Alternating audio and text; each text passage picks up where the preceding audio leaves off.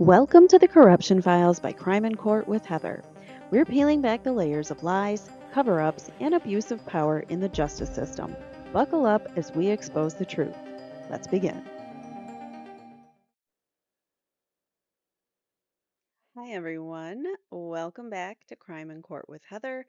This is the Corruption Files, and we are going to be going over the Charlie Kirk assassination or investigation into his assassination. And before we do, I have a couple of quick announcements. So, first of all, I just launched memberships. So, $2.99 a month. You can get members only posts. For oh wait, members only posts, 4 emojis for different loyalty badge, or I think that's five, however many different loyalty badges there are for it's for increments of like zero, new member, 3 months, 6 months, 9 months, and 12 months, I think it is. And then we have member shout outs. So we will do some member shout outs at the beginning and or end of videos. To give you guys some recognition and to thank you for being members. I also, speaking of that, I can also gift 10 memberships a month. So I've already gifted 5. And in another video, I think probably this video, I'll do another 5 because you can do 5 at a time. So that is probably what I will do during this video. It is all random. I cannot choose. So sorry if you're trying to get to get a membership and you really want one and it didn't pick you, unfortunately. I think the more that you are active on the channel, the more you engage is the more that more likely you will get gifted a membership. So aside from member shout outs, we have member voted episode topics. So I've talked about this on my channel. I've rearranged how I do things now. So there's 3 videos a week. 2 are trial transcript exposed. One is for the Menendez brothers 1996 trial, which I started a long time ago, and it's taken forever because it was a 6-month trial, and I'm reading the transcript word for word on that or in that show and giving commentary. So it's taken a while. Also, we're doing the Delphi case that's on. So the Menendez brothers file transcript reads are Sundays at noon Central Time. The trial transcripts exposed for the Delphi case, which we're almost through. I think we're getting close to the end of the state's case. We still have some key witnesses there that we have to get through, and then this episode or this show, this series, the Corruption Files, we're going to talk about different areas of corruption, misconduct, prosecutorial, judicial misconduct, government overreach, things of that nature, which are really fascinating and have always been interesting to me. Uh, I think that's the piece that was part of what was missing for my channel is that I'm passionate about that area of things too, which is why I started this because it's all part of, wrongful convictions and everything, but I want to get into cases like Charlie Kirk and 9/11 conspiracies. I'm all for a good conspiracy, by the way. So if you guys have some, let me hear them. I love I love good conspiracies. So aside from member shout outs, you get to vote for a topic of I'll give you a list of a couple different topics.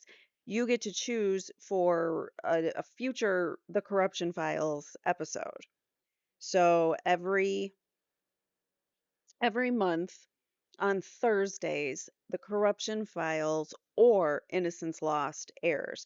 So on Thursdays at 3, you're either going to get a Corruption Files or on the fourth Thursday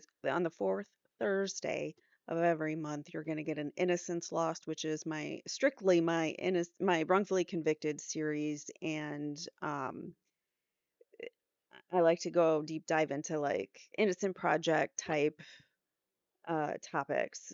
Innocent project who help to get a lot of innocent people out of prison. So I like to highlight some of those cases there. But you will get to choose the topic of one of these corruption files. So it would probably be the Thursday. So, no, wait, I don't know. It might be laid out in here.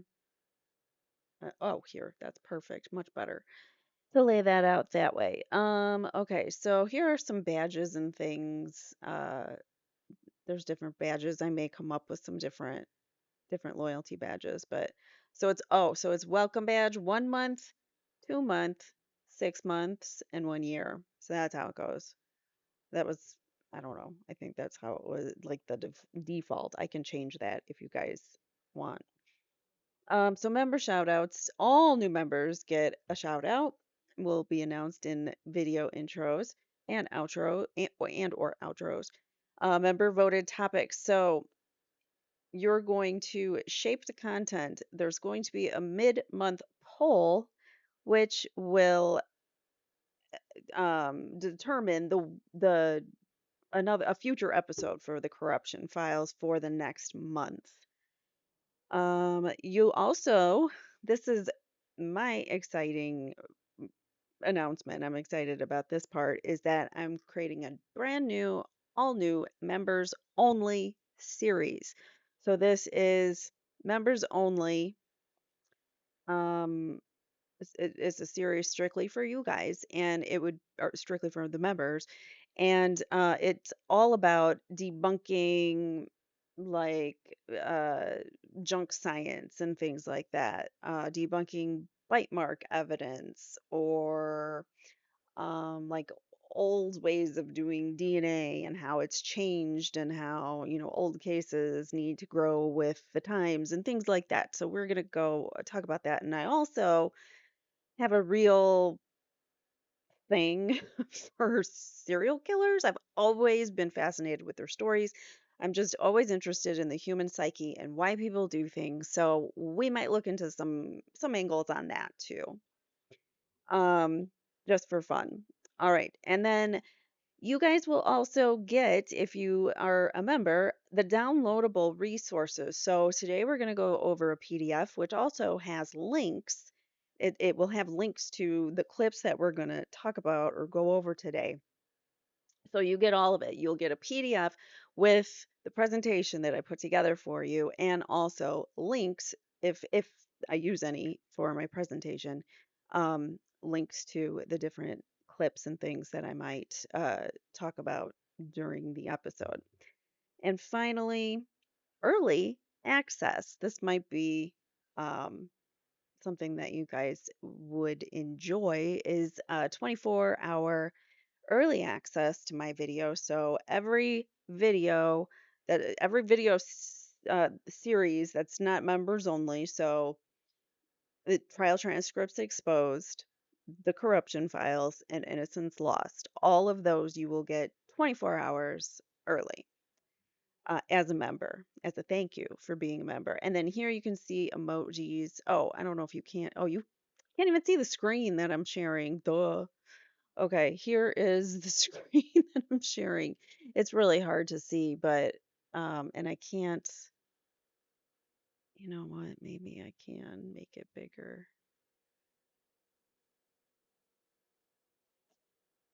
Take a picture of it. um, let me zoom in here.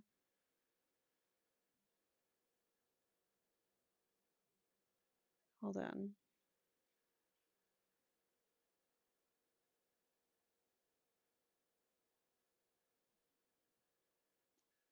Control plus. Um, okay, so they get kind of blurry when I make them bigger, but you can see. So here are some of the uh emojis that you have. One is like a microscope, like somebody's looking in like maybe test tubes or something.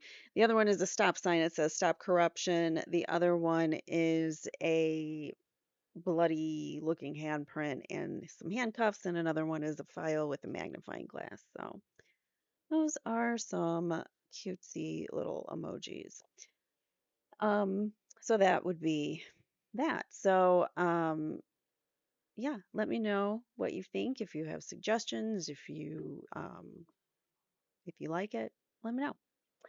All right, so moving on from there, uh, let us actually hold on one second. Let me get our new members' names.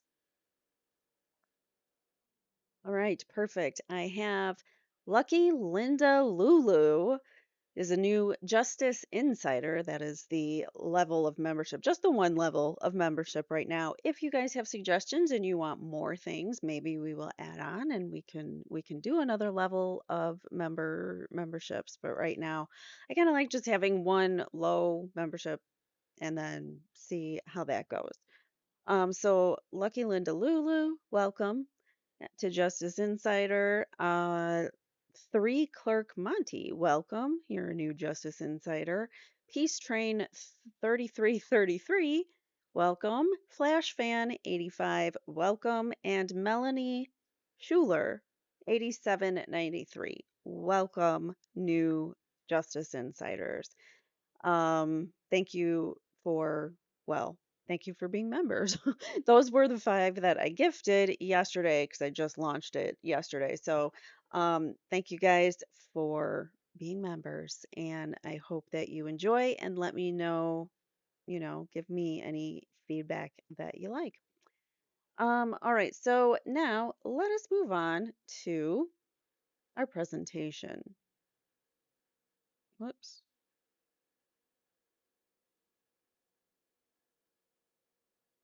Okay. So here is the presentation that I've put together for you. And we're going to go over, well, first of all, where were you when Charlie Kirk was killed?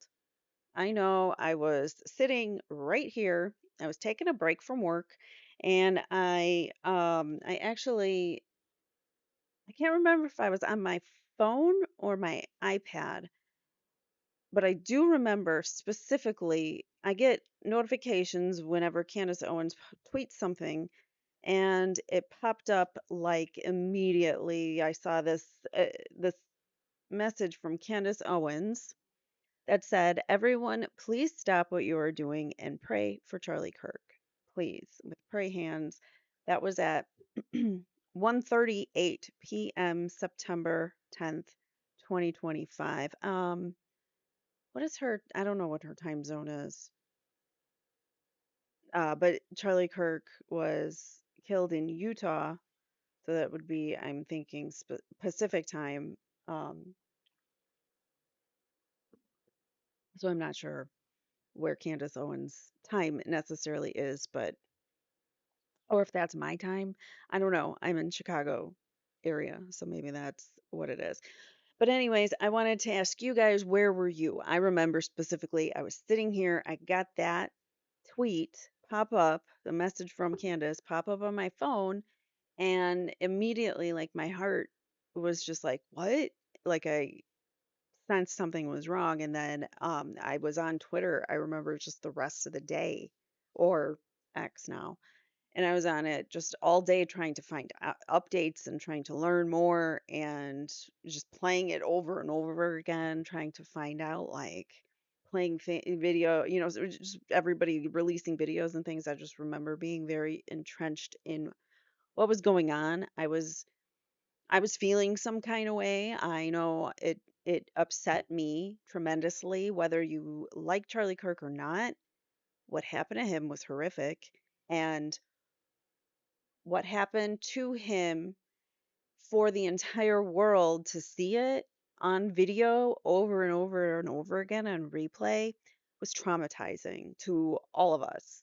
So, um, yeah, I feel some kind of way about this case.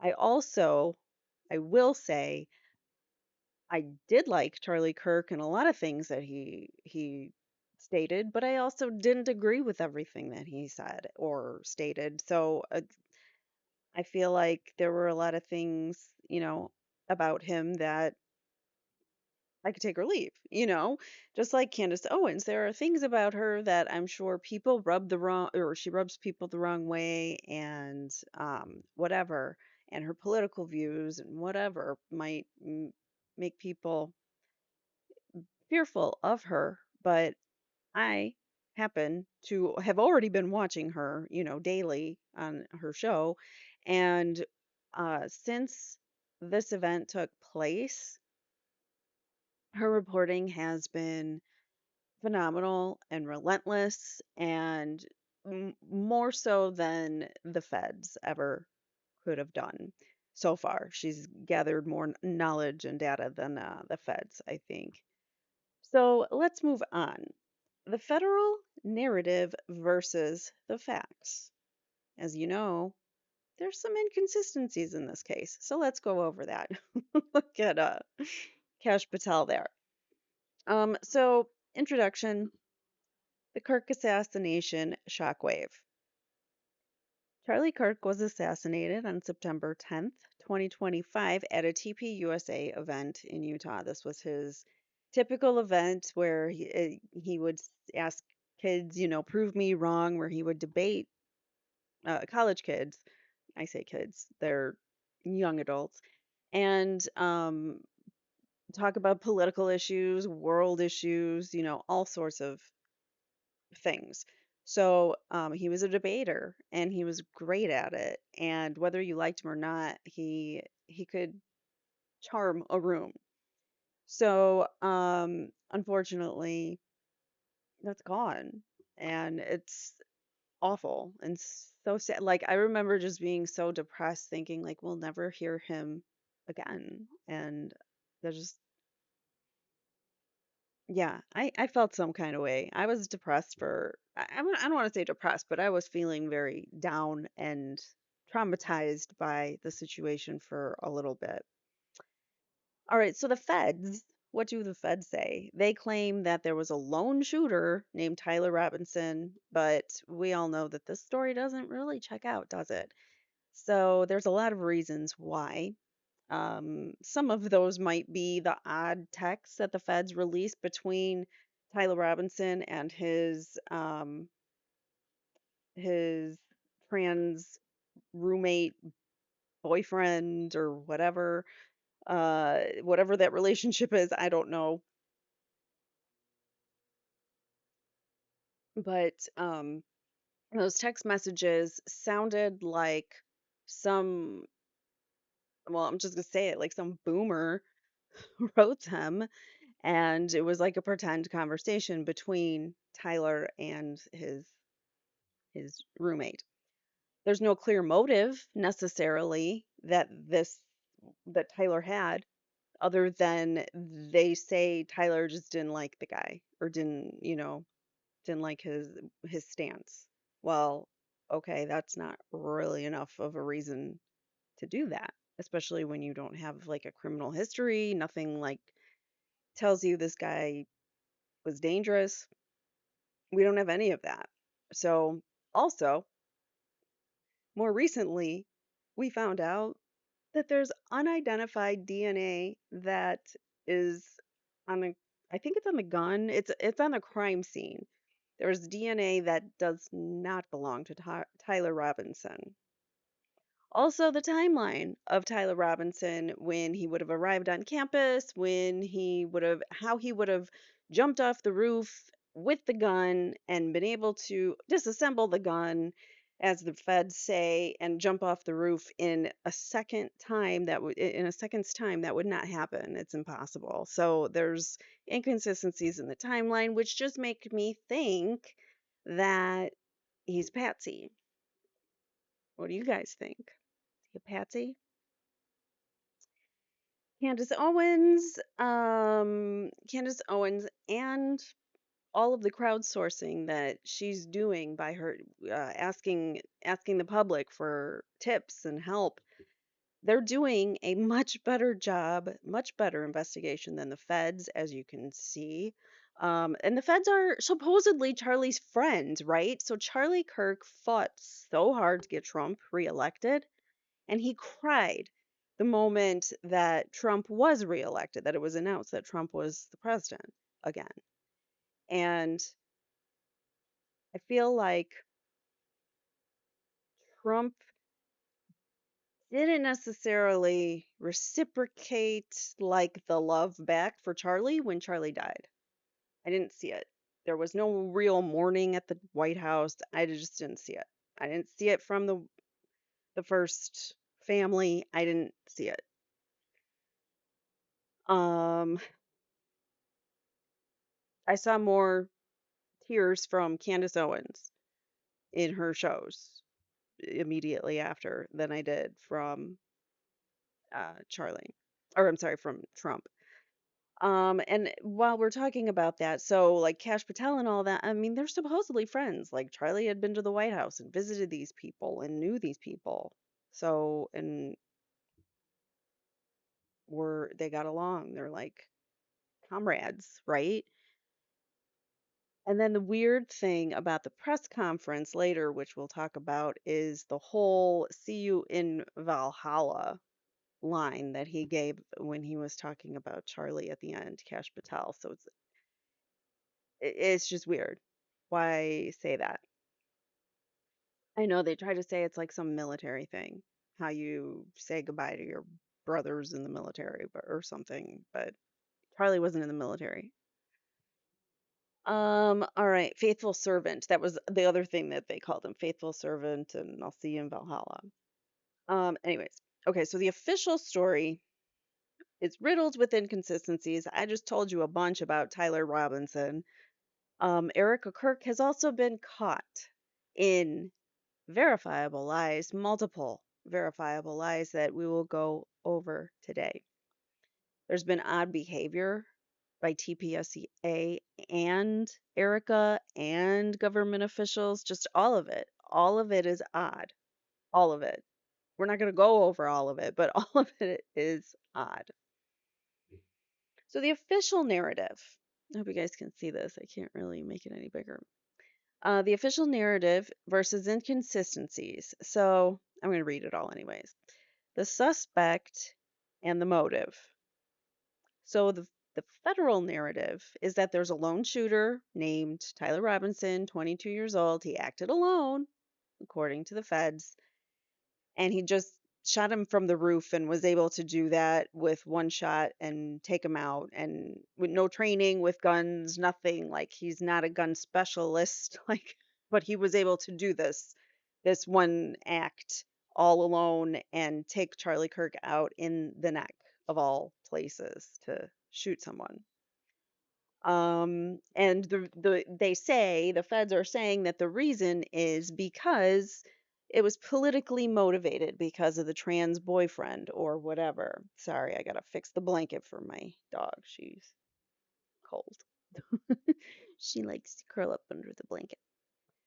So, so yeah, based on the trans thing. And if you notice, the question right before he was shot was about trans issues. So it, could have coordinated it to look like that if this was a hit, which is what Owens and many other people think. So, um, oh, I missed a part here on the federal. He texted his partner, so Robinson texted his partner. He had enough of Kirk's hatred. That was his motivation. Does that make you hate someone enough to go to a very crowded public event, climb on a roof and do this? I don't know. Not, I don't know. I don't buy the motive. It doesn't make sense to me. But what does make sense is possibly a coordinated military operation, which is what Candace Owens thinks, among others. She Candace Owens has suggested involvement by Israel, France, as well as domestic and people perhaps within TPUSA that were betraying Charlie's trust. Definitely people in TPUSA and perhaps a wife that was betraying Charlie's trust. Up next, evidence of guilt. Confessions and notes. Robinson reportedly confessed to family members, although we've also heard the opposite of that, people coming out and saying that he did not confess. So there's inconsistencies on that. Um, the FBI reconstructed a destroyed note. That makes no sense. So a destroyed note they reconstructed from his home. There people have asked questions about this and their explanations about it haven't made any sense either. About how they reconstructed a destroyed note from Tyler Robinson's home stating that he planned to take Kirk out. So this was apparently some note that Robinson wrote to his roommate, but then it got destroyed. And then for whatever reason, the feds recreated it. So now we're recreating evidence. Why? I don't know. Fabricated evidence. Candace Owens and others have claimed that the text messages and the notes were faked. So the whole uh, take out Kirk note was fake, and also the text messages like, I doth protest too much, sir, that I am going to take him out. Like it was like Shakespeare written. It was very odd. So Owens and others have claimed that the text messages were faked by the FBI, noting a lack of timestamps and unnatural phrasing, very unnatural phrasing between the text messages there. The weapon, vintage rifle. Okay, let's talk about this vintage rifle. This is an important factor to this case.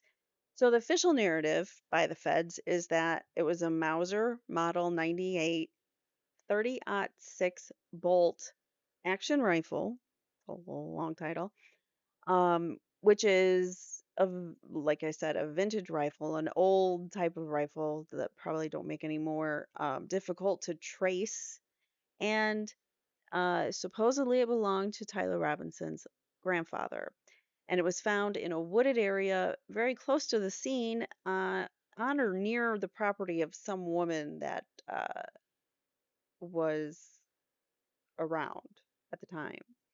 I don't know, but she lived there.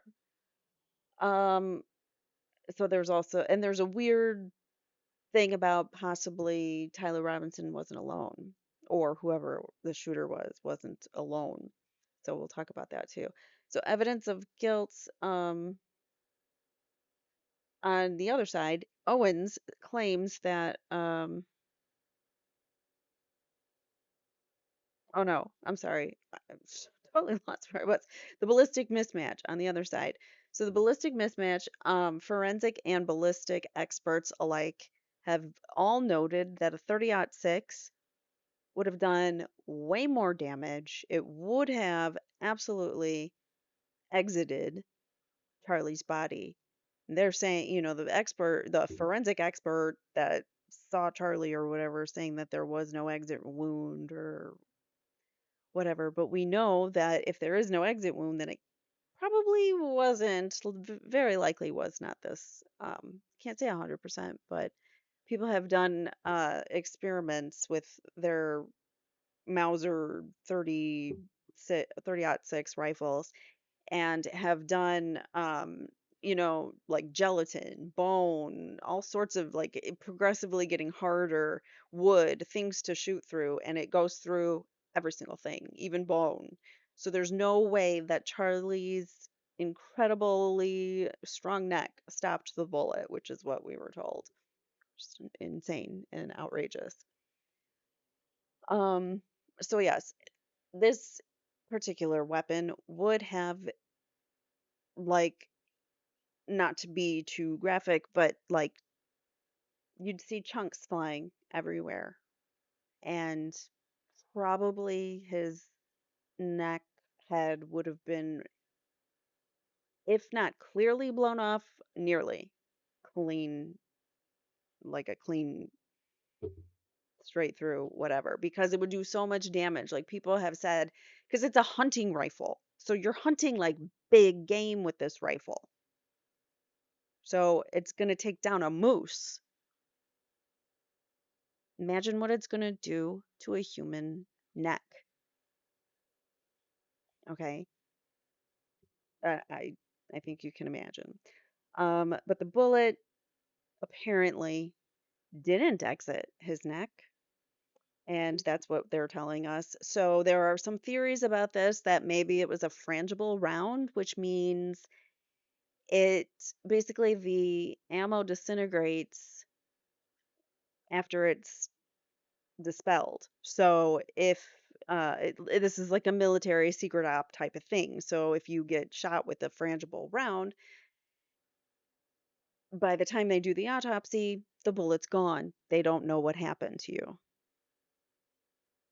See? They don't know what the weapon was. They can't determine that it was a bullet. So that's one possibility. The other possibility, and I really think that this might be the reason, is an explosive mic, perhaps, or something on him that exploded. It very much, people have played over and over again, slow motion. It very, very, very much looks possibly like an explosion. And we see his shirt and like start to ripple up and his necklace fly out.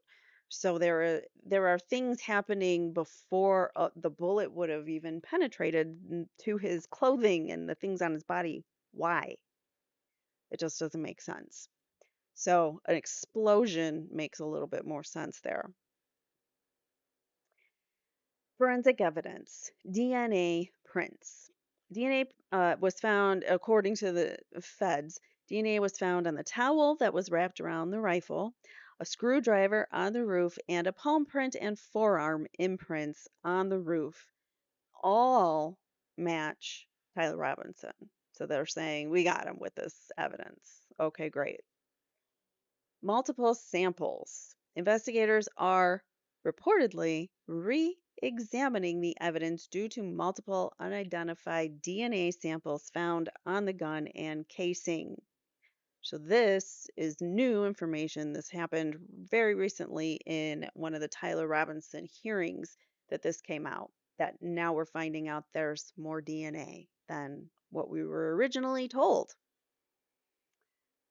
So, next is behavior by TPUSA employees. TPUSA, obviously, is Charlie's um, legacy.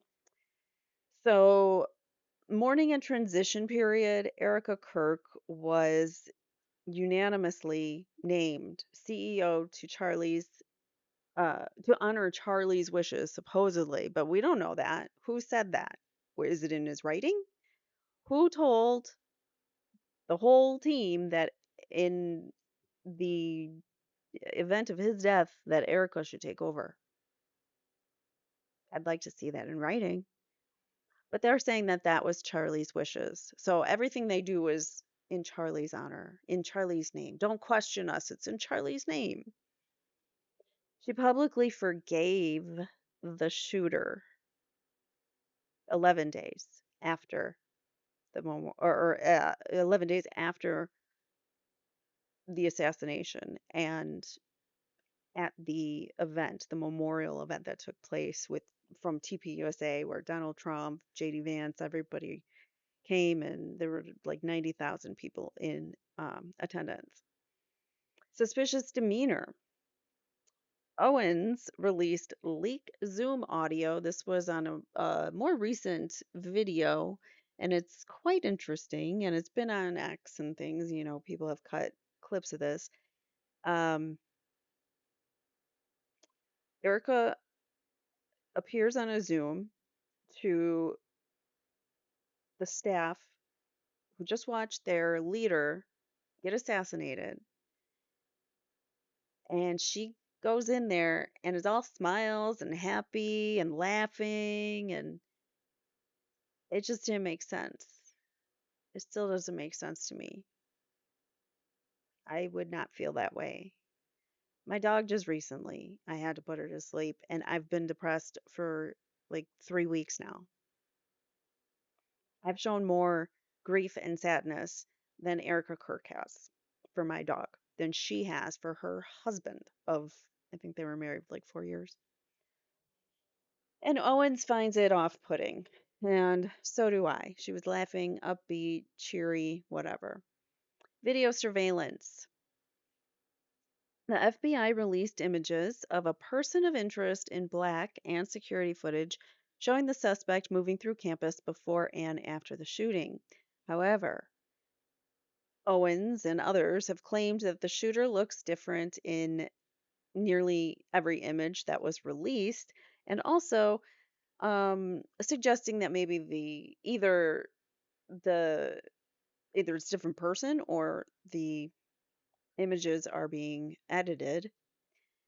She also claims that a woman was seen with the shooter at the around the time of the crimes, but it was omitted from the official records. And it is true that the in the initial 33 hours before they arrested Tyler Robinson, they were asking for information from the public on a female suspect or a female accomplice. And we haven't heard anything about that since, have we? Organizational loyalty. Mission continuity. TPUSA claims to be moving forward, and I say that claims to be moving forward with his legacy, Charlie's legacy mission under new leadership. Um, but employees have been working like 20-hour days leading up to AmFest, and then, which was one of their events, and then a bunch of people got um, let go. Uh, Owens calls it witch trials. It's like a loyalty test to see if you're loyal to Erika Kirk and TPUSA, the brand. So they were firing a lot of people. There's recently a staffer that came out with a video, and Candace played it on her show talking about being fired for questioning the government's narrative. So you question the narrative, and you can do that outside of work or even inside of work, but yet that's why they let you go because you're not accepting what TPUSA is throwing at you when there's clearly lies and deception going on. So anyone, I guess, who questioned the narrative got their job eliminated, even though they've taken in like billions since Charlie Kirk died. It's ridiculous the amount of money that they've brought in recently. So let's talk about the timeline from September 10th, the actual event, until the present. Charlie Kirk was assassinated on September 10th at 12:32 p.m. That's Utah. I think that's Pacific time. September 11th, the feds they announce on the 12th, but on the 11th and then into the 12th, they arrested lone shooter Tyler Robinson 33 hours later, they call it. In fact, in the press conference, Cash Patel first said 36 and then he corrected himself and said 33. That is a Masonic number, and they love their numbers. It could be a message. This all went with the whole speech about the sea in Valhalla, which is also possibly Masonic. Could be, very possibly. Both have ties to Masonry, Freemasonry.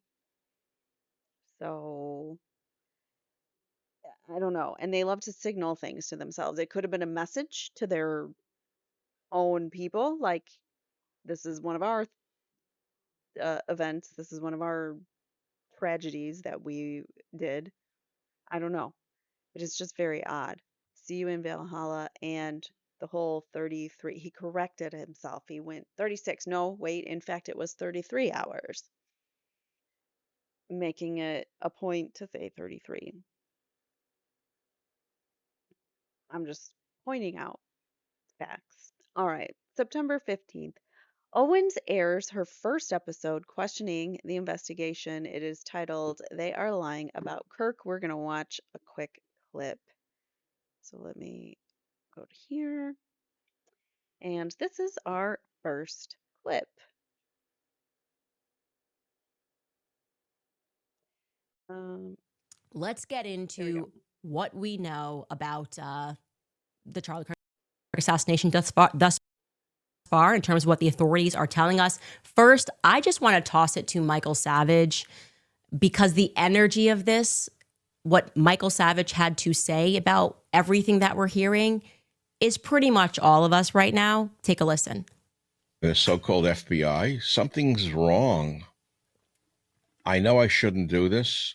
I'm risking an awful lot to go up against this FBI, the MAGA FBI. Something's very wrong with what I just heard. I mean, I watched it. I was hoping that they had caught the bastard who shot Charlie. So we saw a video of a person jumping off the roof. It looked very legitimate to me. However, there was no rifle in his hand. Yep. Now, the Mauser does not break down very easily, incidentally, for those of you who know weapons. Something's wrong with the whole thing. They're trying to claim he removed the barrel from the Mauser and fit the receiver and stock in his backpack and barrel in his pants leg all in 2 seconds. Right. It is not easy to remove a Mauser barrel or index it after reinstalling and remain accurate. We are not hearing or seeing reality. And by the way, the photo of the rifle allegedly left in the woods has the barrel installed. So we're supposed to believe a guy is on the run after killing Charlie Kirk, and he pauses in the woods to reinstall a barrel, and then he leaves it for us to find, the FBI to find. I don't believe a word of it. Nope. I shouldn't do this. I know I'm putting myself at risk, but I can't take it anymore. I can't take the bullshit from this fucking government. It's lying to us. Whoa. Something's wrong. Something's so wrong. It's sickening. Sickening is definitely the right adjective, I think, to describe how a lot of us are feeling. And all I know how to do is to gather information, to research, and to investigate. And nothing is making sense. Now, it could not be making sense because we've not arrived at the conclusion. The FBI, I will say, has recently come out and said they're looking for another person. Good, because what we have so far obviously cannot be it. I feel, I was insisting that everybody read that book, Chaos, about the Charles Manson murders. And what we learn from that book is that if the government does want to hide something, what they do is they give you so much information that you can't, you don't even know what's real. So many different possible ways that things could have gone down, so many different manners, so many people speaking, so many publications publishing. And it's just meant to be chaotic, to drive you crazy and to just go, okay, I'm just going to accept whenever the authority says something and not prod any further. So is that why they give us so many inconsistencies? So we're just like, oh, well, nothing really makes sense. So I'll just believe the authorities. Is that it? I don't know. But it makes sense what she's saying and what the other guy is saying, that nothing makes sense in this case. I'm with them. I agree. Let's swap back here to our presentation.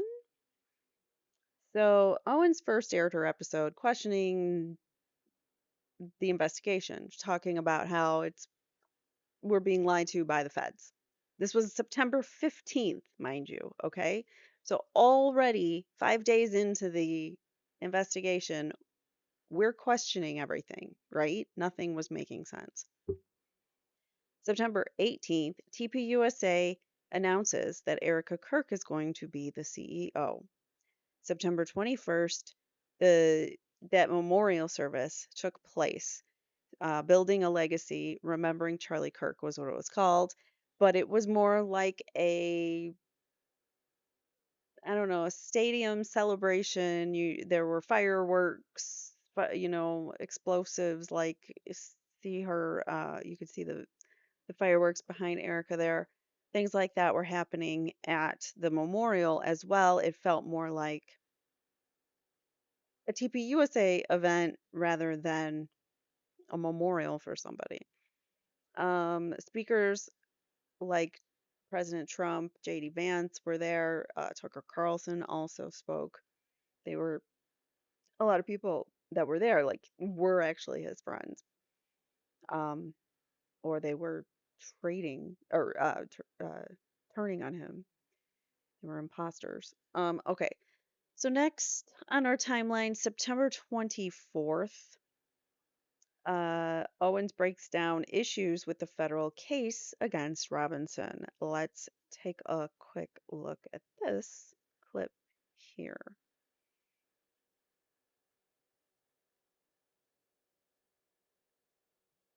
Have it now on a very well placed authoritative source, that the FBI is putting an absurd amount of pressure right now on the authorities in Utah and also the rest of the government in Utah to come out and to say that the Charlie Kirk case is closed. They want it over. They want Charlie's assassination to be officially ruled lone gunman. It was a lone gunman that did that. Nobody else is involved. Now, why would they? Why would they want that? Right? What are they saying, at least to the authorities? Are they saying like, this is the reason? And I'm sure they're not coming out and being honest or saying something that might ring truer to us, the public, which would be them saying, well, we know who did this and we want to protect those people, so close the case. What they're actually saying instead is essentially, if you don't close the case against Charlie Kirk and rule it a lone gunman, then it might mess up our prosecution against Tyler Robinson. That feels a little bit to me like moral blackmail. Hey, man, we're not hiding anything, but we've got this guy, Tyler Robinson. If you don't close this case, then it might harm our chances of locking this guy up.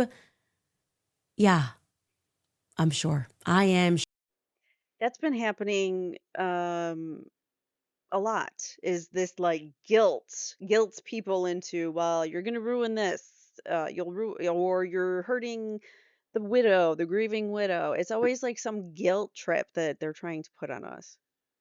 Sure that they are being just moral. I'm sure they're telling the truth to the authorities. Now, I want to remind you guys, we should take a look at their current case against Tyler Robinson to see if we should accept this narrative, because currently there is absolutely no video which shows Tyler Robinson firing the weapon or even taking aim at Charlie Kirk. In fact, the individual who filmed the footage of the shooter on the roof, the lone video that exists of the shooter on the roof, also told me that he doesn't think that Tyler Robinson is the guy.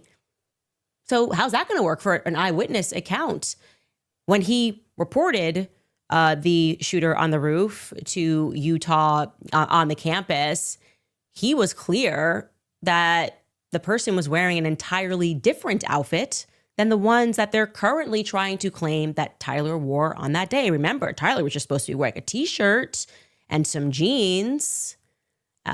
He says, no, he was in tactical gear. The person that I saw was in tactical gear. Also, that eyewitness told me that gun doesn't even match what I saw. And like I said, this individual definitively has experience with guns. He teaches people how to fire guns. So according to him and what he observed, if he's going to be brought into this court case that they're saying they want to, they want to bring charges against Tyler, he's going to testify and say, no, that doesn't look like the gun. That doesn't look like the person. So how's this going to work?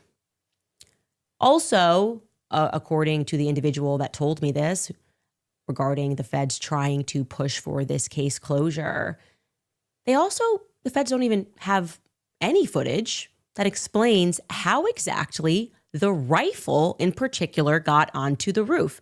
That stuns me. That's stunning information, right? Because all we have is, well, in the indictment, he dropped onto the roof at 12:15 p.m.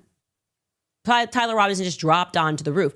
I guess in our minds, we assumed on the basis of the picture that they released the sole picture or set of pictures from the same moment of him walking up the stairs. We assumed that he, like I said, stanky-legged it, the whole stanky leg all the way up onto the rooftop. That was our perception. But it turns out, according to my source, they don't know how the rifle got onto the roof. Nope.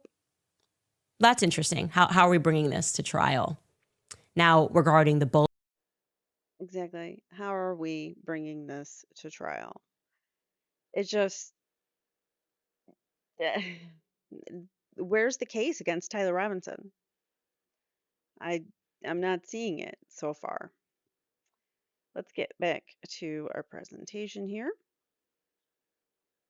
Whoops, what happened?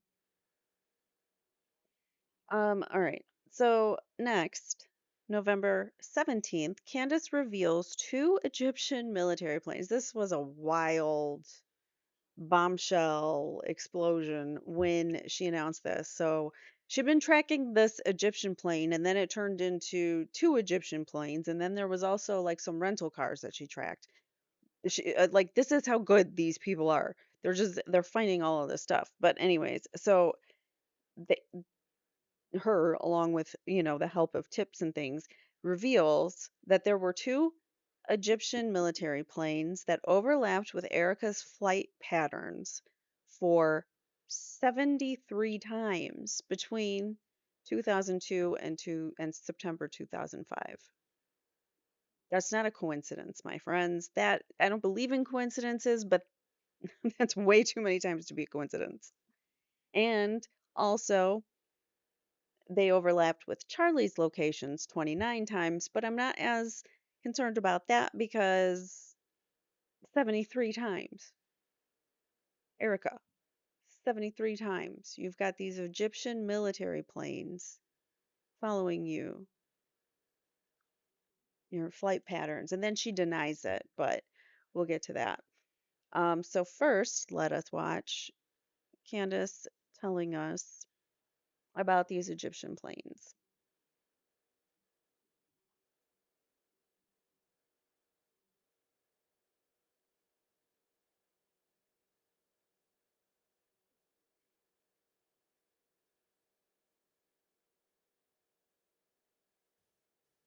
That's all going to be relevant now, okay? So you have to remember that Charlie landed into Salt Lake City at 9:23 a.m. local time.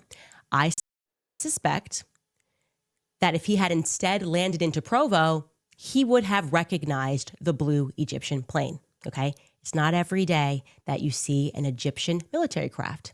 It is now my well-informed opinion that he would have looked at that plane and he would have recognized the blue plane, and he would have instantly realized that something was amiss. And now I'm going to explain to you very carefully why I suspect that it is highly likely that Charlie would have recognized that plane, okay? Tail number SUBND, the blue plane. A pregnant mommy sleuth who was locked into this investigation discovered something that me and my team had missed. I consider her, obviously, and all of you to be my decentralized intelligence agents. Anyway, she sent me a rather urgent email, and I'm obviously protecting her identity for reasons that are clear. But I want you to know that this discovery is due entirely to her. She is the person that, in this regard, went max for Charlie when I missed something. Her email stated, in effect, that I was only partially right about the plane tracking Charlie, that she had done an additional 15 hours of research and was able to discern that the person the planes were actually tracking for years was Erika. Not Charlie, but Erika was the one being tracked by these planes. And indeed, it turns out that she was correct. She discovered that between 2022 and September of 2025, both of those aircrafts, SUBTT, the yellow plane, and SUBND, the blue plane, showed 68 overlaps with Erika's documented locations, okay? 68 overlaps. I have since been able to add now 73 times that this overlapped, okay? And 29 of those instances also happened to include Charlie. Charlie was also present. And that's what I was stumbling upon when I was looking into this. I was like, why is this plane where Charlie is? The flights were majority clustered within 5 states: Kansas, Missouri, Nebraska, Delaware, and Utah. And it's a pattern that she believes is statistically not random. I'm telling you this information has been completely verified. I am showing you this on a spreadsheet now. These are all the instances in which this plane, 68 instances that this plane crossed with Erika. And I'm also going to say this includes overseas as well. Okay. So my instant question becomes, why didn't Turning Point acknowledge that this plane was familiar to them? When I was taking all of these figurative online bullets, someone could have easily said something, right? That's kind of a repeat thing in this investigation. Josh Hammer lies, I get attacked, Turning Point just stays silent. They know he's lying, but they allow the lie to flow. All right. I think that's good. We're a good place to stop there. So she comes with receipts. She comes with a whole damn spreadsheet of incidences where these Egyptian military planes were overlapping. Their routes were overlapping with Erika Kirk, and that is statistically impossible to be just some kind of anomaly. So there's that. All right, let's move back to our presentation.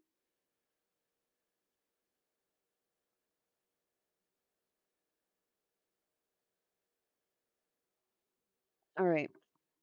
So that was November 17th that that show aired.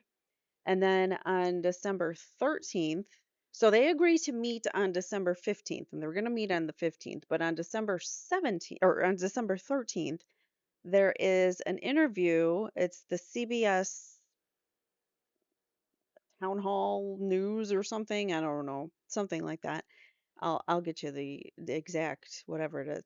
But Erika Kirk happened to be a guest on that show, and she was asked specifically by the host of that show, Barry Weiss, when she was asked specifically about Candace peddling conspiracy theories. She said that term about the investigation, and in response, Erika was like, "Stop. That's it. That's all. Just stop. You guys will know. We're gonna watch that clip real quick." But we're also going to watch her try to explain away 73 times, which it's not a very good explanation. So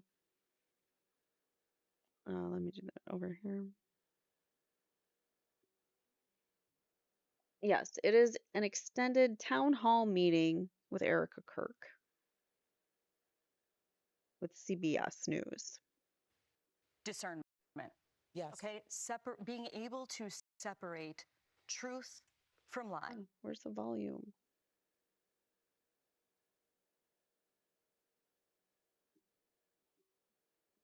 Hold on. I can't turn it up. All right. Try again. Mm-hmm. Reality from unreality. Mm-hmm.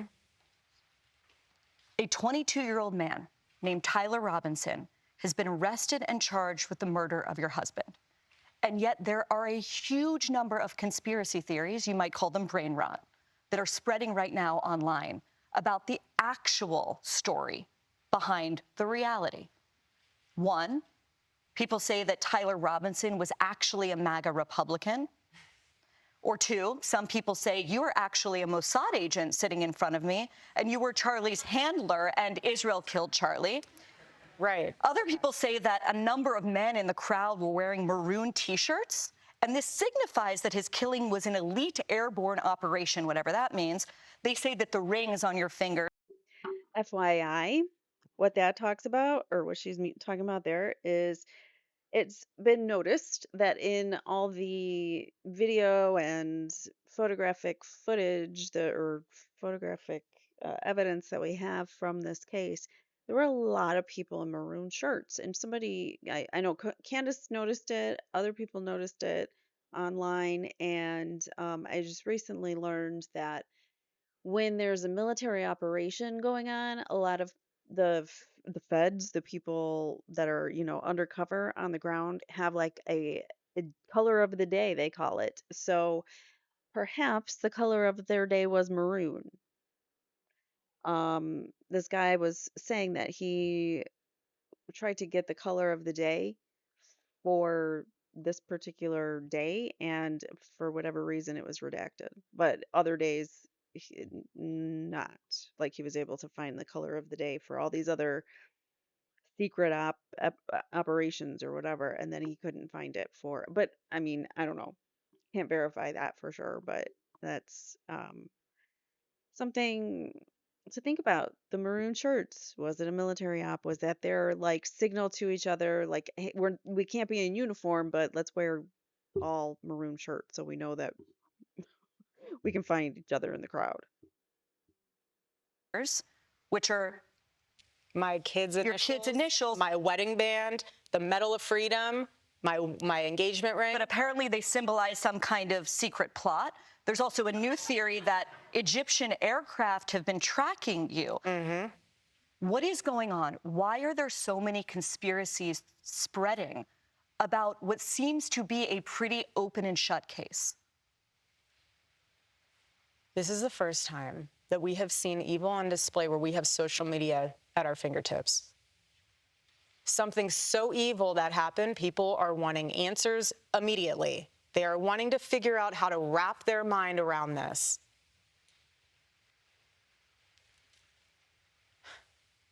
Egyptian planes. Egyptian Egyptian planes. Do you planes. believe that Tyler Robinson murdered your husband? Yes, I do. Why do you think it is so hard for so many people to believe that reality? Look at her eyes. Oh, of course it changed right there.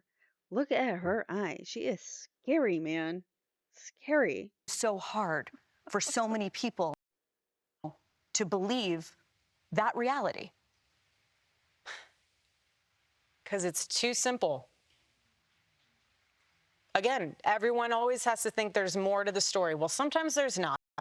I've seen the autopsy report. I've seen our case pulled together. I've been in constant contact with our lawyers, the prosecuting team.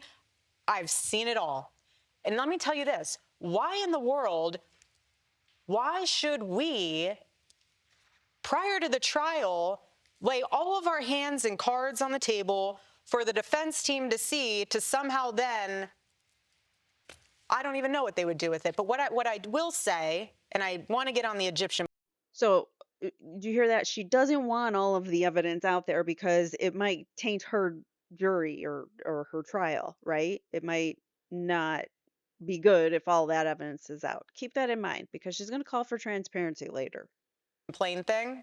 We'll take a flight on that for a second. What I will say is what I'm worried about, and I'm fascinated, just from a legal standpoint, to see how the United Healthcare trial pans out.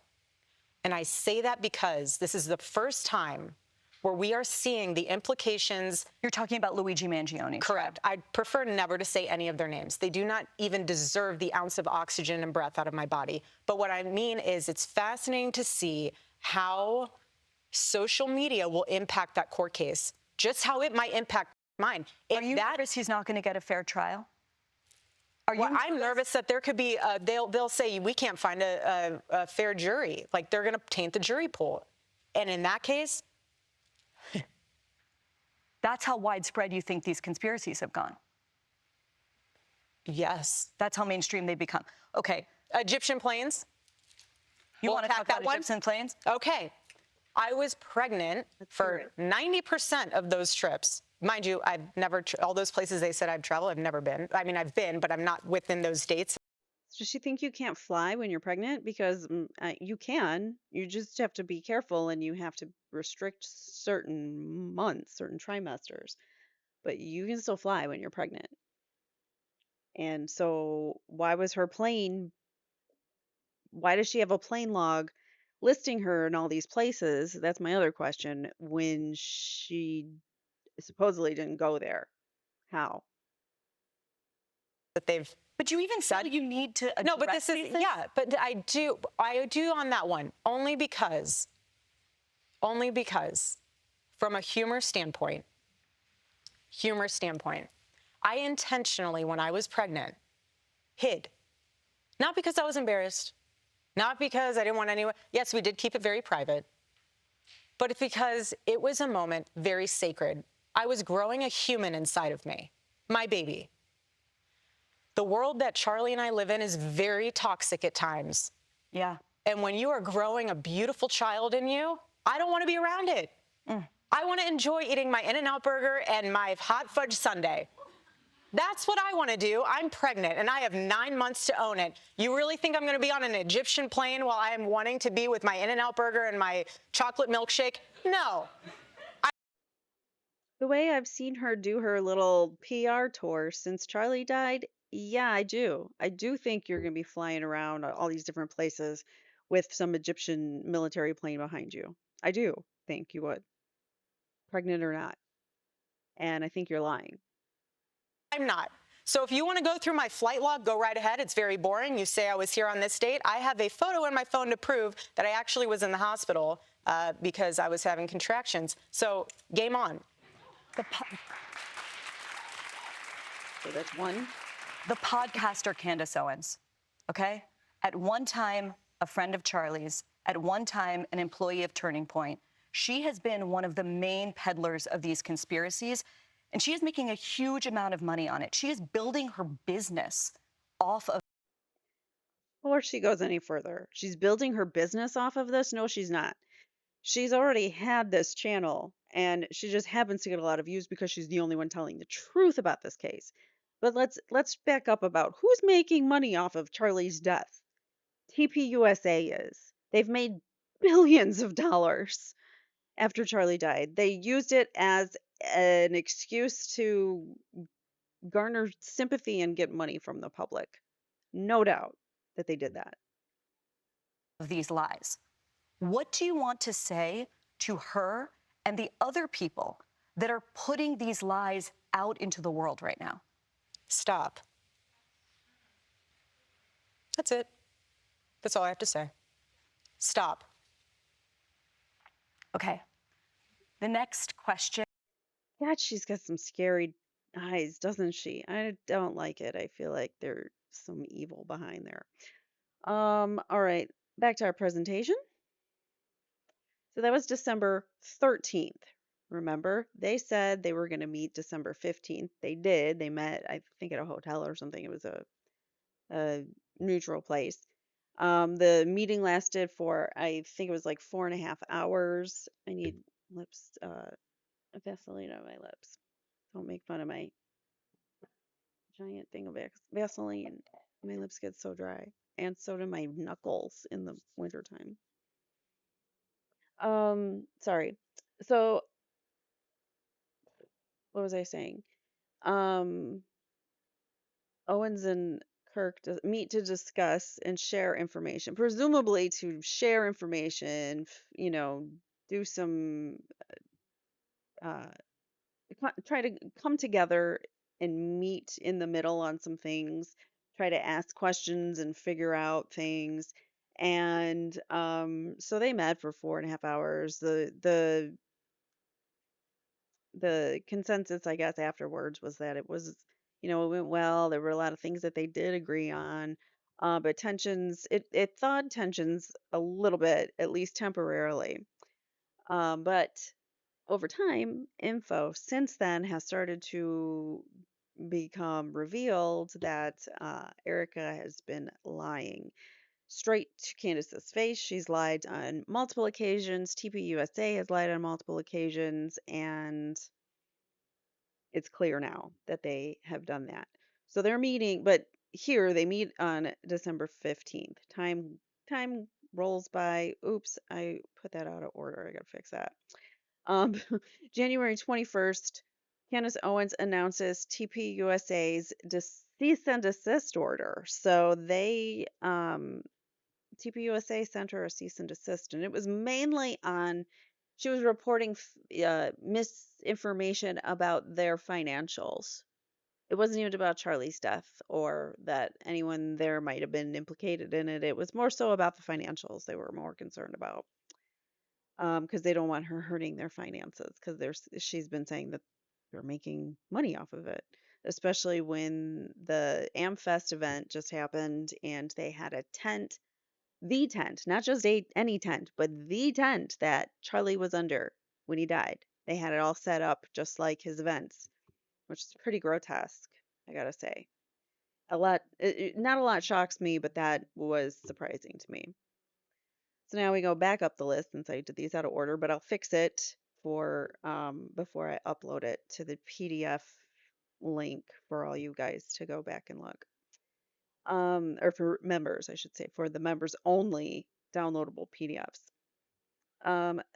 So February 4th, Candace Owens airs a show talking about Erika's verifiable lies, and that is just recently just happened. We're going to talk about, or we're going to go to that. Whoops, I didn't click the wrong thing. Hold on.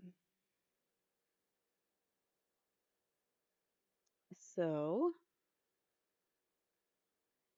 this is a really good breakdown of some of the things that Erika Kirk has said, and she has a list on the screen as she goes through it. With trying to confirm Erika's story of September 10th. She said in the morning of September 10th, she was with her mother. Her mother was receiving a medical treatment, and she got the news when Mikey McCoy called her and collapsed in a parking lot. We don't really know what happens thereafter. Well, I'm kind of starting to put together the pieces. I figured out who Erika was with at the holistic clinic, and it surely further complicates matters for me. And foremost, just to address the minority of people who are still out there trying to psyop the public into believing that Erika has done absolutely nothing wrong and is unworthy of the public reaction that she is receiving. To those people, I would like to gently remind you that she is at the helm of an organization that raised $250 million in just a couple of months from $250 million, basically a sympathizing public. The sympathy was rightfully garnered not $1 billion, after the horrific assassination of Charlie Kirk. Now she has been the CEO that is caught lying, outright lying, and has also delivered some severe misrepresentations and put together this list of them so that you recognize that something is not right. Okay.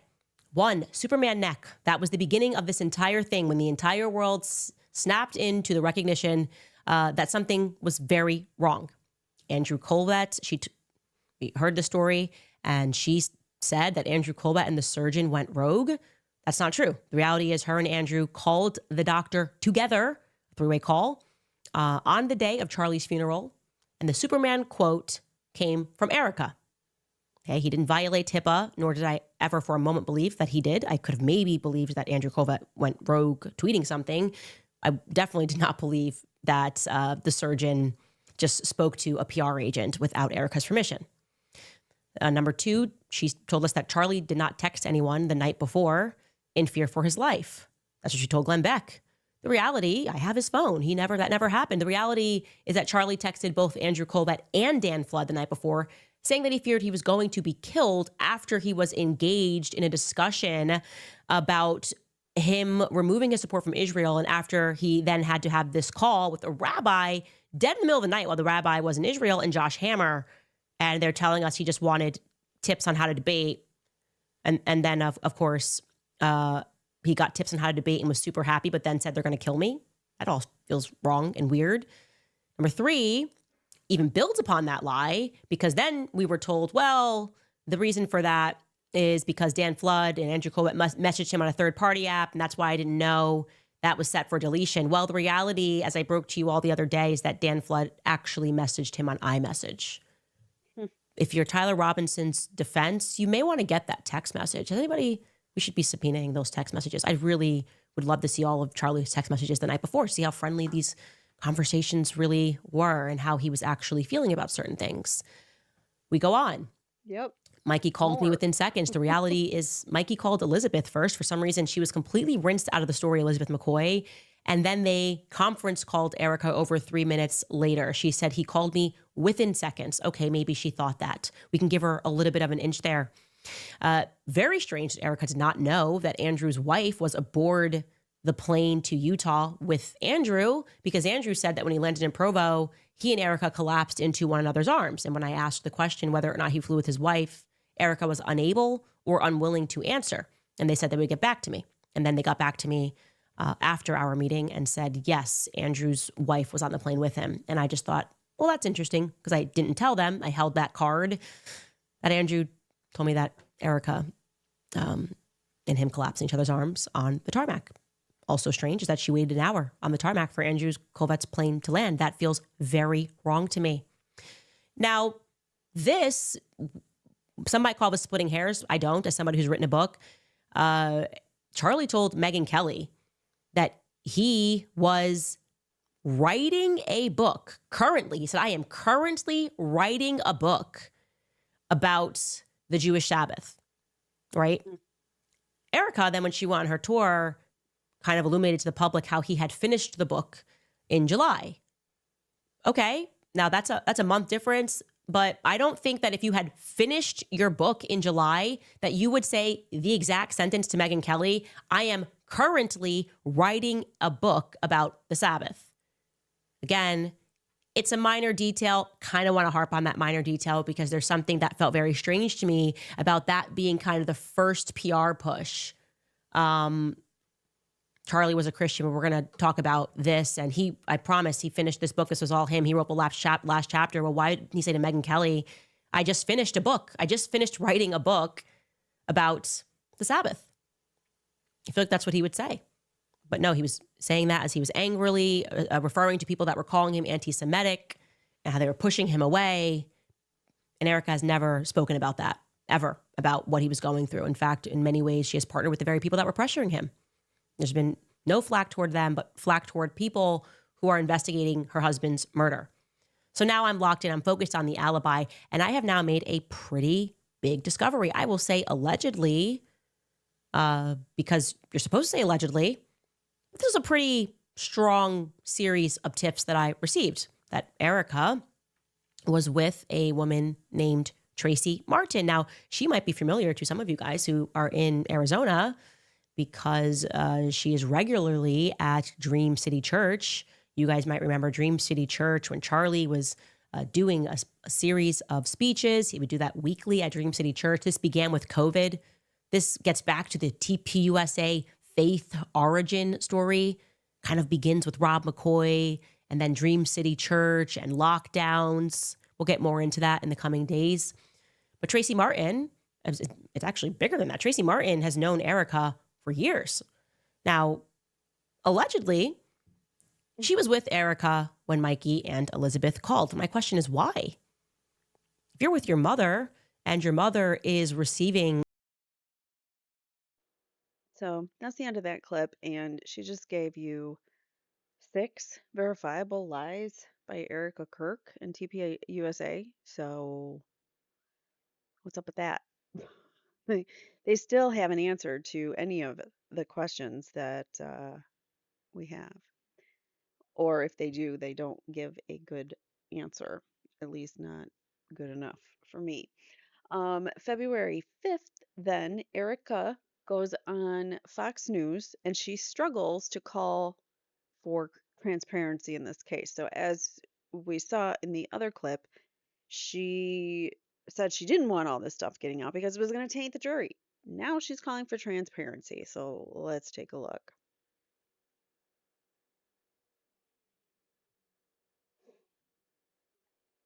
Get to the right thing.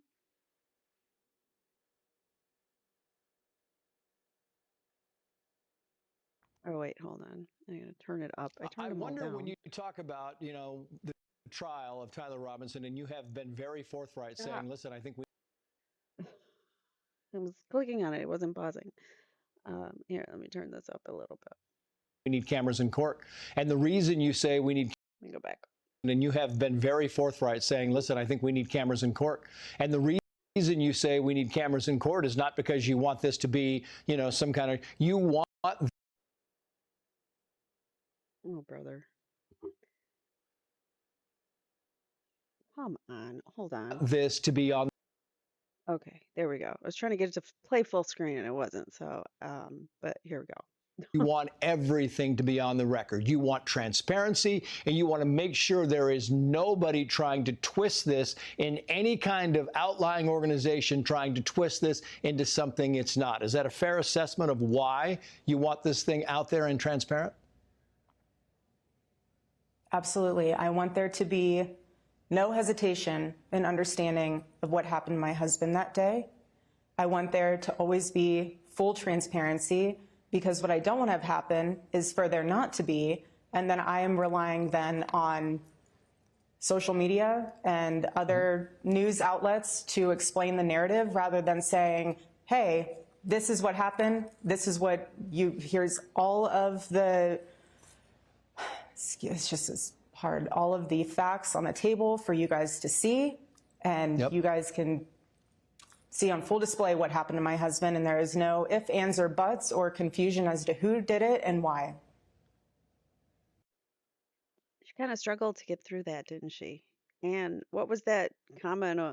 Like she couldn't remember her line or something? That's what Candace is going to say too. It's like it almost seemed scripted, right? That seemed like a script. Like this was coordinated so that it makes it seem like Erika is not lying.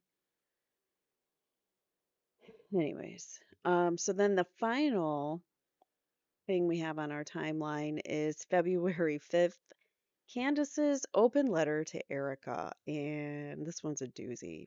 So let's hear it.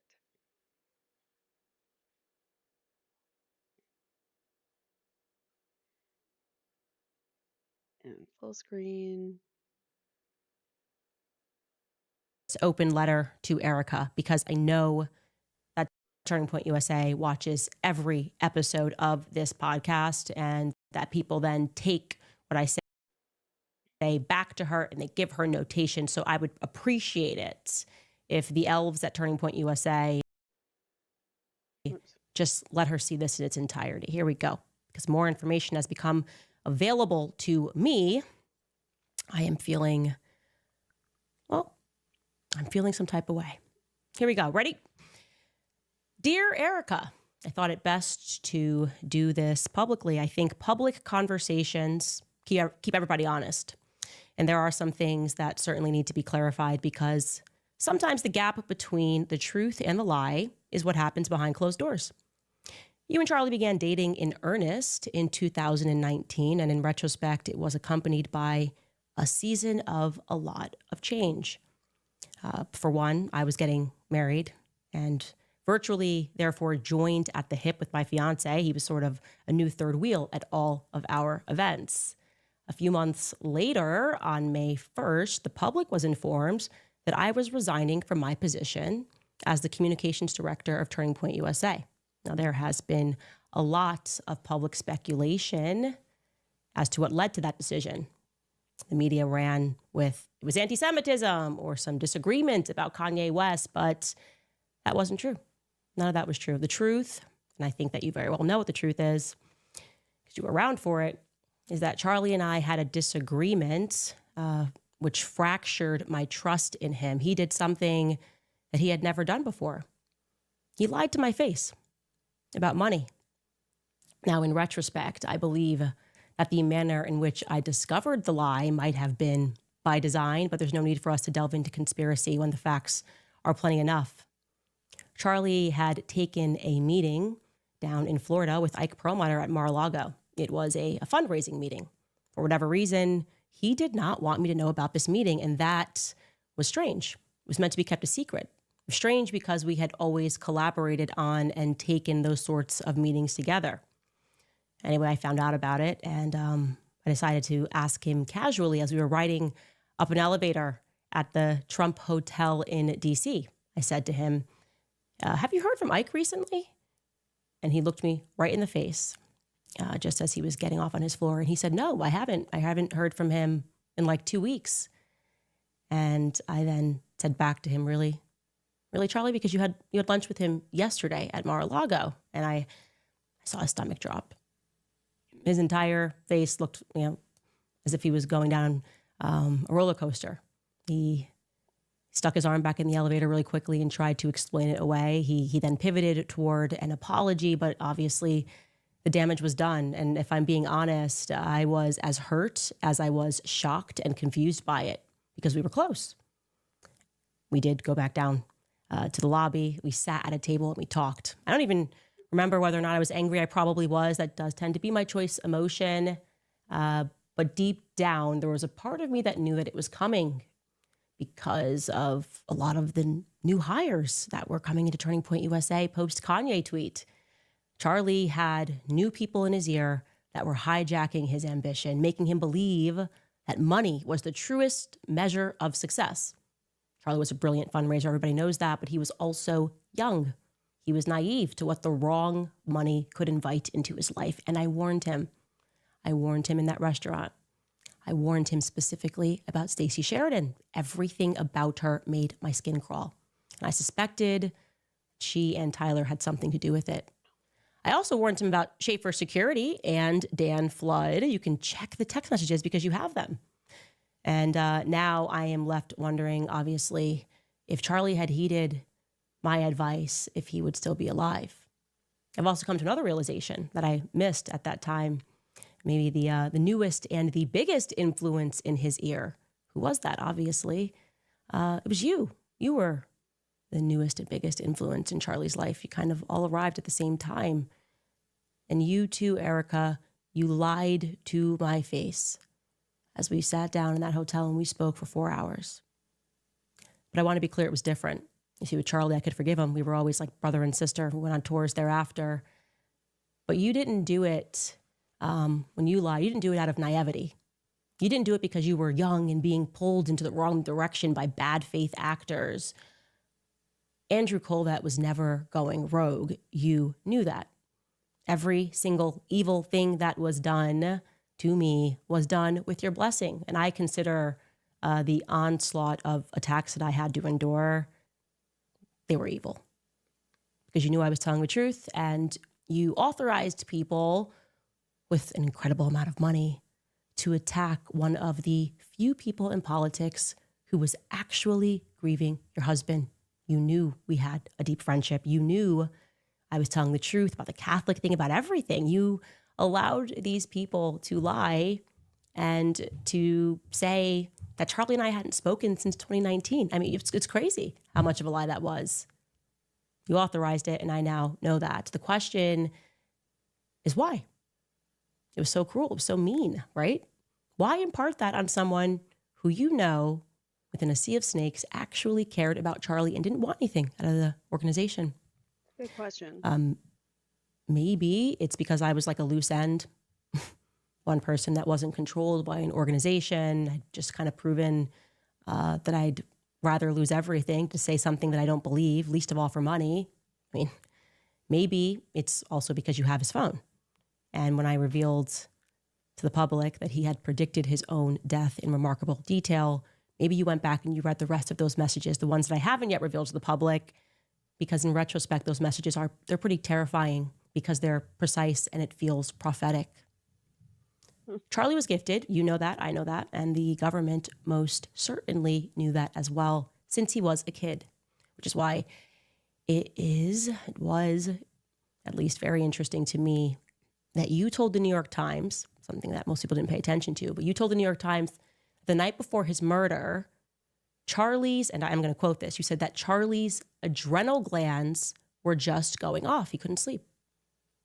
I know enough about Charlie to know what that means. That means that Charlie was being bothered. He was probably having visions like he was in 2018, probably a clearer vision than the one that I had that you guys tried to mock, that danger was coming.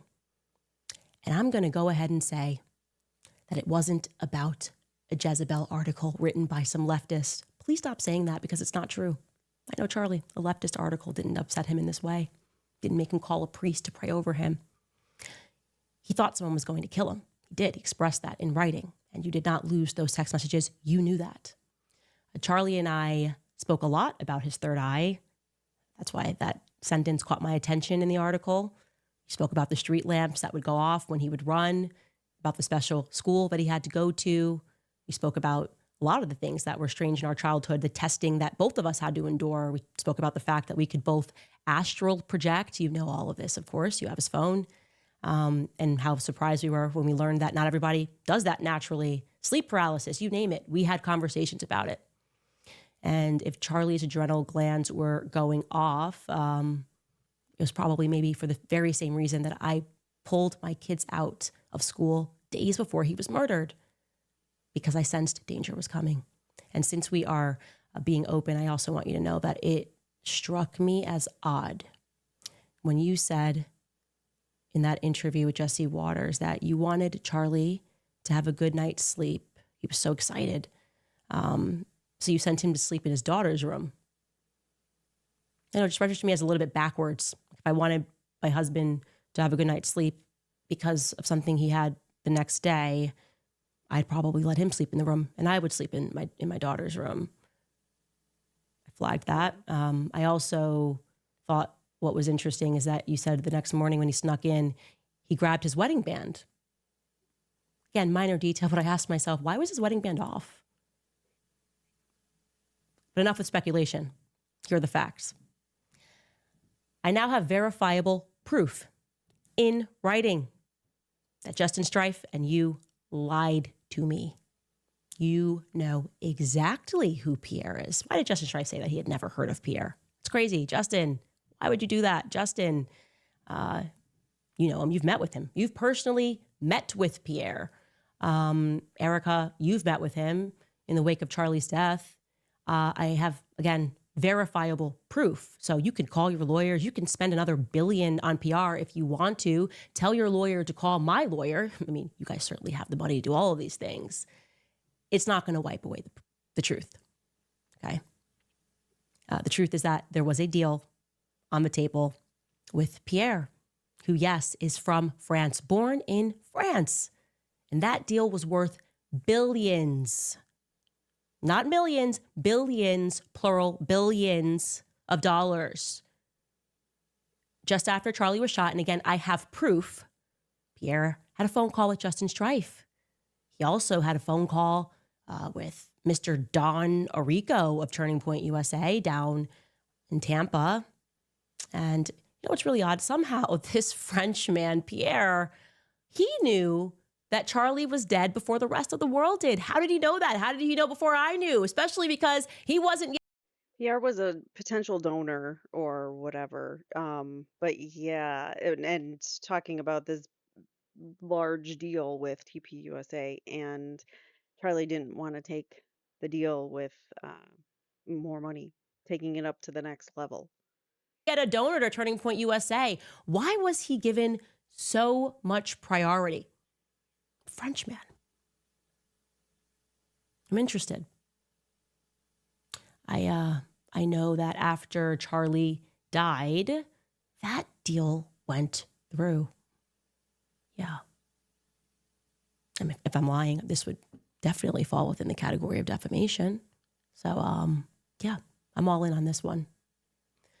I'm guessing, by the way, regarding this, Pierre, that this might be the reason that the White House never got back to me regarding the French Foreign Legion being involved with Charlie's assassination. Because, I don't know, there could be a French angle here. Could this be a motive? Could billions of dollars be a motive? I mean, I'll just ask some immediate questions. My question would be, why would a devout Catholic Frenchman be looking to give billions of dollars to an evangelical organization? Is that not weird? Just objectively weird? Gosh, that's a pretty big investment. Just really care about free market capitalism? What's France got to do with college campuses in America, full stop? The answer, Erika, is nothing. Nothing. And one of the things that when I was a kid, and other GATE kids, since we've been speaking about the GATE program, when they put you in these special classes, they test you frequencies, sounds, they made us drink fluoride, all the weird stuff. But one of the things that they're especially interested in is how quickly you can put together puzzles. And I want you to know that I excelled at that. I was really good at putting together puzzles. I gotta tell you, I think the picture is starting to emerge here. I think I was right. My best guess is that it was Pierre Falcone all along of Angola Gate. We talked about it on the show. France, Israel, the United States. This time it would be Egypt rather than Angola, all working together. Maybe they were getting the band back together to traffic because, there's been a lot of trafficking that just keeps coming up in this investigation. These countries, these satellite of countries, you trying to pretend with your what now, billions of dollars, got a PR, we can do all of this. And it was so crazy. Oh my God. A little joke about the Egyptian planes. What? Nothing to see here. This is my theory. There's a lot to see here because you were lying to cover Bibi Netanyahu's tracks. That's very strange. You were there when Bibi Netanyahu called. Andrew told me that Bibi offered to take Turning Point USA to the next level and that Charlie turned him down in the Hamptons at the dinner that you were a part of, but you don't remember that part. You say he's just calling about a letter that Charlie wrote 5 months earlier. The dinner that you thereafter allowed an army of influencers to claim never actually happened, but you were there. Oh, I was there every step of the way. None of this ever happened. Nobody wanted to address Bibi calling. Nobody made any statements about that. Full-blown psyop, psychological operation. Truly, everything that you guys did, not only was it cruel, but I think the real motivation was you just thought you could psychologically break me. Because that's what this whole thing has been. It's been one big psyop. Very well funded because there's a lot of money on the line. If nothing happened in the Hamptons that was out of the usual, why the panic? Because something did happen. Charlie told Bibi Netanyahu no. Bibi, also, Charlie had declined to have Bibi on his podcast. When Bibi went on a little PR tour, Charlie didn't want to have him on the podcast, according to Andrew. So Charlie seems pretty done with Israel, right? You don't want to have on the prime minister of Israel?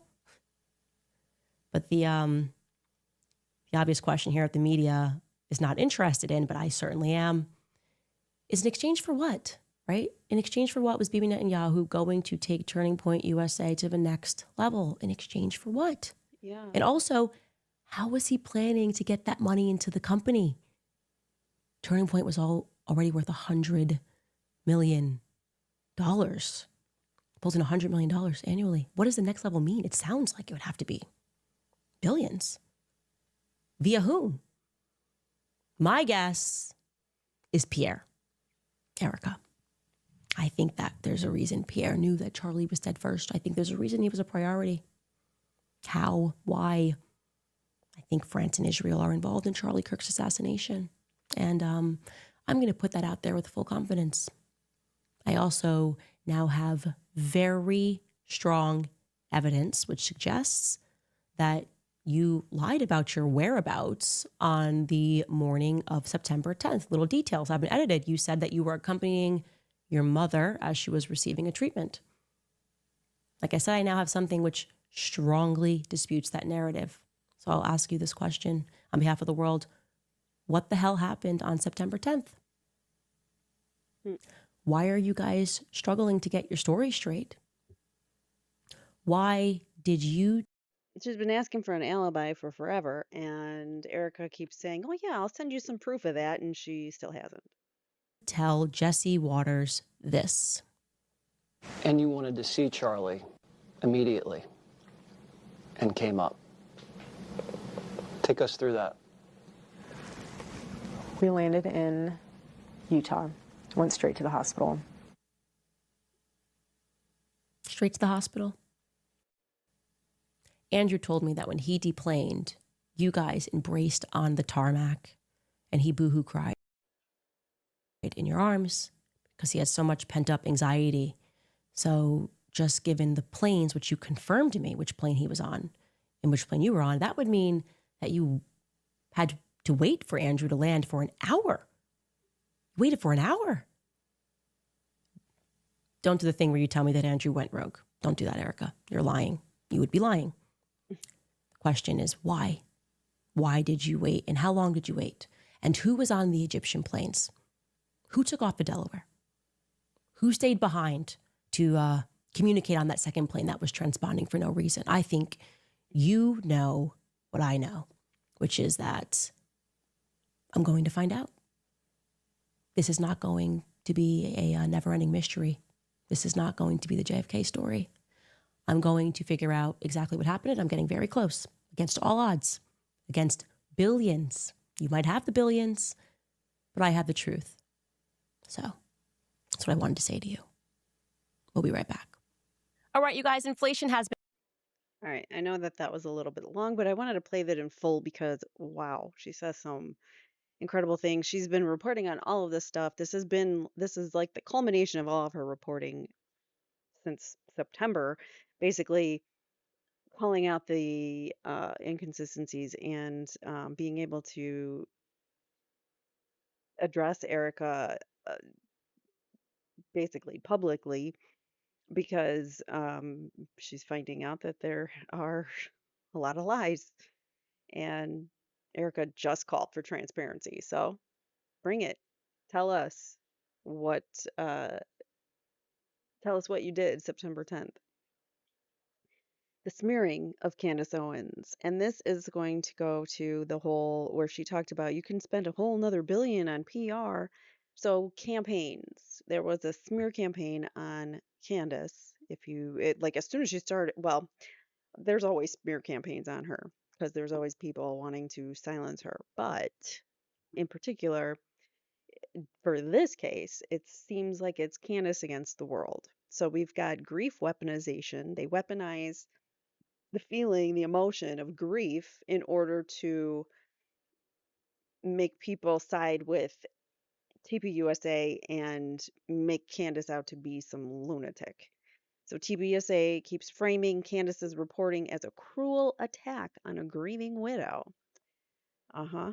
Yeah. I'm sorry, but victims and just because some crime happened in your vicinity, it doesn't mean that we can't question you. That's my take. If a crime happened in your vicinity, we should still be able to question you, especially if your actions and behaviors are suspicious. Mainstream media keeps fact checking or is trying to fact check Candace. So when she reports things, they like to come out and try to debunk her claims. And because, you know, the media is controlled by the same people that probably took Charlie Kirk out,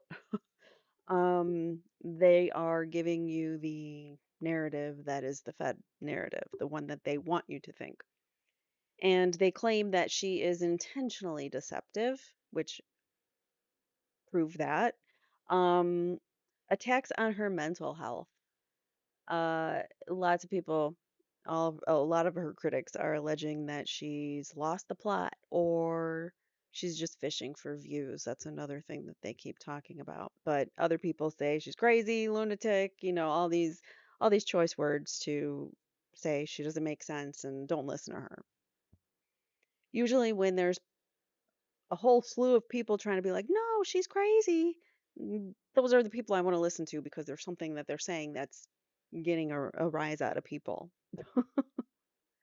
Um, and finally, legal and professionally silencing. They're trying to, TBS especially, has sent a cease and desist. So they're trying to silence her on certain reporting of the case.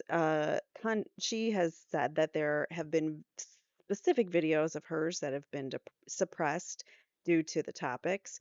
And we've got Ben Shapiro and others calling for people to condemn Candace for what she's reporting on, for what she's saying.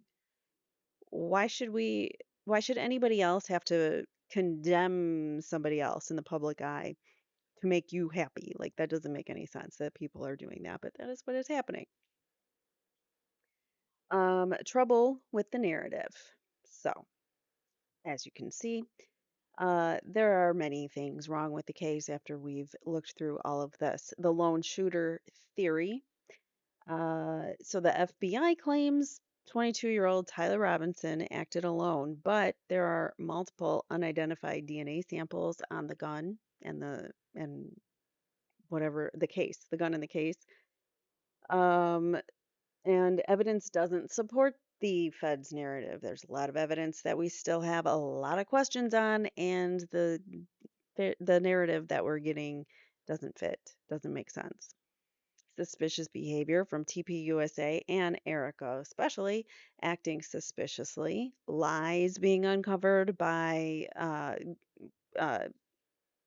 lies uncovered that have been told by Erika.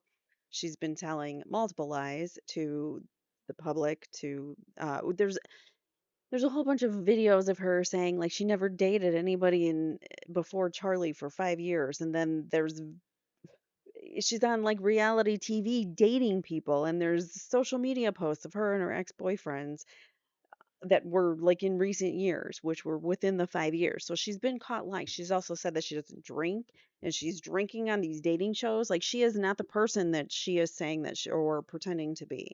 She's not the person that she was pretending to be for Charlie, because as soon as he's gone, she's no longer the wife at home, which is what he had always wanted.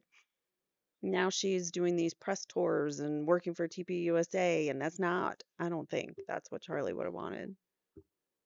So again, suspicious behavior. Erica changed course completely from the life that she was living, which you go from being a mother, and that's like your job. You got two little ones at home, and then now you're running a Fortune whatever company. Like it's uh yeah, I don't know. I don't how does she even have the experience to do that? Who gave the go ahead? It seems like a lot of things that she's doing in TPUSA might not be exactly what Charlie would have wanted. Is it a federal cover up? Do you guys think so? I think so. There's been the use of coded language like the C in Valhalla, the 33 hours, other things. I'm sure there's been other coded language. Strange text exchanges between Tyler Robinson and his trans boyfriend, who it sounded like a Shakespearean novel, the way that the two of them were writing to one another. That's not how kids talk, especially in text message. And he was giving away all of the steps that he did. He's like, basically, step one, I did this. Step two, I did this. These are all the things I did to do the crime in a text message, basically. And we're supposed to believe that. Utah authorities were getting pressured now, we know, by the feds to close the case so that they can say it's Tyler Robinson, it's a lone shooter, and wash their hands of it and be done with it. And then we can all stop asking questions. And then the smear campaign against Candace, which we see is a coordinated effort involving media fact checking, legal threats, attacks on her mental health, attacks on her in social media, and all sorts of ways in which they're trying to discredit her. So that is all I've got for you. So thank you guys so much for watching. I really, really appreciate it. Let me know your thoughts on this case below. I would like to maybe explore some other theories. If you guys have questions or other theories that you want me to look into, let me know in the comments below. Real quick before you go, just a reminder, memberships are open, $2.99 per month. I will be, if I haven't already at this time, I will be giving out some more memberships for the month.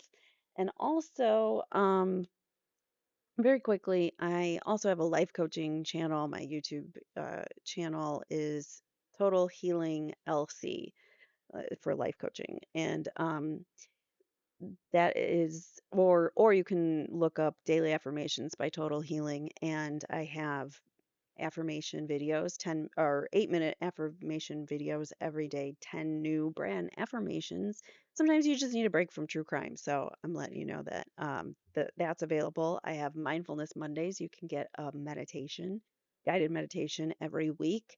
And then I also have some shows that I do. So I have a couple YouTube shows, and I'm just rebuilding this channel because basically I got shadow banned on my other channel, so I'm rebuilding. So if you guys would hop on over there and support me, give me a subscribe, and that would be great. I would really appreciate it because my channel, I'm just, picking up with a few subscribers here and there. So I'm just restarting. So it's kind of a task. But, anyways, thank you guys again so much, and I will see you in the next one. Take care. That's all for now of the Corruption Files. Thanks for digging deep with me.